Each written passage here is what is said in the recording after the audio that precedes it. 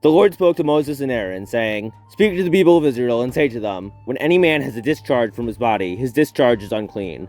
And this is the law of his uncleanness for a discharge. Whether his body runs with his discharge, or his body is blocked out by his discharge, it is his uncleanness. Every bed on which the one with the discharge lies shall be unclean, and everything on which he sits shall be unclean. And anyone who touches his bed shall wash his clothes and bathe himself and be unclean until the evening. And whoever sits on anything on which the one with the discharge has sat shall wash his clothes and bathe himself in water and be unclean until the evening.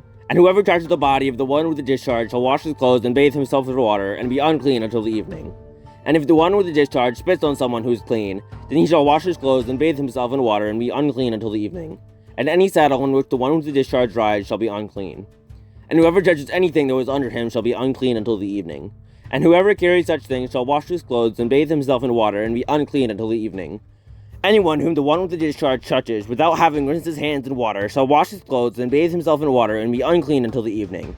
And an earthenware vessel that the one with the discharge touches shall be broken, and every vessel of wood shall be rinsed in water. And when the one with the discharge is cleaned of his discharge, then he shall account for himself 7 days for his cleansing, and wash his clothes. And he shall bathe his body in fresh water, and shall be clean. And on the 8th day he shall take 2 turtle doves or 2 pigeons, and come before the Lord to the entrance of the tent of meeting, and give them to the priest. And the priest shall use them, one for a sin offering and the other for a burnt offering. And the priest shall make atonement for him before the Lord for his discharge. If a man has an emission of semen, he shall bathe his whole body in water, and be unclean until the evening. And every garment and every skin on which the semen comes shall be washed with water, and be unclean until the evening. If a man lies with a woman, and has an emission of semen, both of them shall bathe themselves in water, and be unclean until the evening. When a woman has a discharge, and the discharge in her body is blood, she shall be in her menstrual impurity for 7 days, and whoever touches her shall be unclean until the evening. And everything on which she lies during her menstrual impurity shall be unclean. Everything also on which she sits shall be unclean. And whoever touches her bed shall wash his clothes and bathe himself in water and be unclean until the evening. And whoever touches anything on which she sits shall wash his clothes and bathe himself in water and be unclean until the evening. Whether it is the bed or anything on which she sits, whether he touches it, he shall be unclean until the evening. And if any man lies with her, and her menstrual impurity comes upon him, he shall be unclean 7 days, and every bed on which he lies shall be unclean.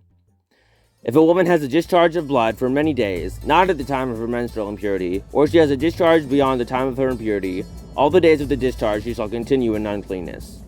As in the days of her impurity, she shall be unclean. Every bed on which she lies, all the days of her discharge, shall be to her as the bed of her impurity.